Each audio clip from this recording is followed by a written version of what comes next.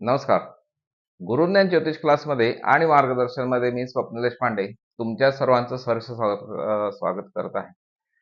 आज आपण एक विषय घेऊन आलेलो आहोत की या योगामुळे व्यक्ती बनते लिंग पिसाट आणि अशी ही दुष्कृत्ये त्यांची चव्हाट्यावरती येतात. असे कोणते योग आहेत की अशा गोष्टी अशी माणसं ही दुष्कृत्य करू शकतात आणि चव्हाट्यावरती येतात आणि करतात ते करतात आणि लोकांसमोर सुद्धा येतात. अशा कुंडलीमध्ये कोणते योग आहेत हे आपण बघायचं आहे. सध्या हे बोगस कॅप्टन खराबचं प्रकरण फारच गाजत आहे. 100 काय 1000 काय वेगवेगळे व्हिडिओ रोजच्या रोज बाहेर पडत आहेत आणि भरपूर अशी बदनामी त्या व्यक्तीची पण होत आहे आणि त्याच्याबरोबर महिलांची सुद्धा होत आहे. कारण ते महिलांचे व्हिडिओ सुद्धा ते व्हायरल होत आहेत. वळूया आपल्या विषयाकडे. आपल्याला माहिती आहे की वैवाहिक जीवन किंवा वैवाहिक जीवनामध्ये जे सुख असतं हे बघितलं जातं हे शुक्र या ग्रहावरून. शुक्र ग्रह त्याच्याबरोबर जर राहू असेल, म्हणजे राहू हा ग्रह कसा आहे की पाप ग्रह मानला जातो आणि राहू हा सर्व गोष्टी सगळ्याची चा वापर करून म्हणजे साम दाम दंड भेद सगळ्याचा वापर करून भौतिक सुख मिळवणारा असा हा राहू आहे.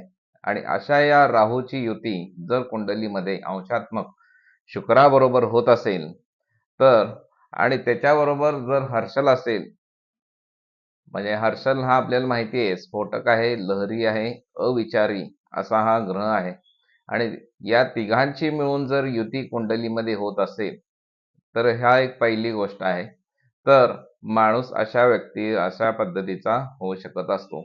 आणखीन त्याच्यापेक्षा जर हायेस्ट जर बघायला गेलं तर ही सगळी युती जर कुंडलीमध्ये 1 अंकामध्ये, 6 अंकामध्ये आणि जर 8 अंकामध्ये होत असेल, म्हणजे 1 अंक म्हणजे मेष राशीमध्ये जर होत असेल, त्यानंतर कन्या राशीमध्ये जर ही युती शुक्र, हर्षल आणि राहू जर होत असेल आणि वृश्चिक राशीमध्ये सुद्धा जर ही युती व्यक्तीच्या कुंडलीमध्ये होत असेल तर माणूस अशा पद्धतीचा लिंग पिसाट होऊ शकतो.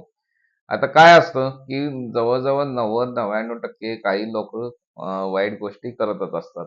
म्हणजे वैवाहिक जीवनाच्या बाबतीमध्ये म्हणत नाहीये, कोणत्याही बाबतीमध्ये. परंतु ही केलेली गोष्ट बाहेर चव्हाट्यावरती येते. याला सुद्धा कुंडलीमध्ये योग असतात. जर तुमच्या कुंडलीमध्ये गुरुग्रह जर बिघडलेला असेल तर ही केलेली म्हणजे दुष्कृत्ये ही बाहेर येण्याचे चान्सेस जास्त असतात.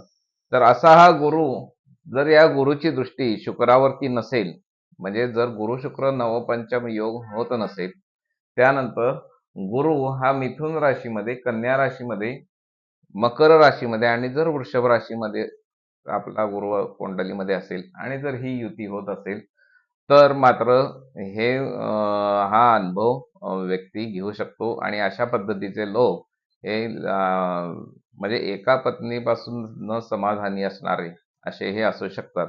त्याच्याबरोबर ही जर युती शुक्र, हर्षल, राहू ही जर सप्तम स्थानामध्ये होत असेल, सप्तम स्थान सुद्धा हे आपल्याला माहिती आहे वैवाहिक जीवनाचं स्थान आहे.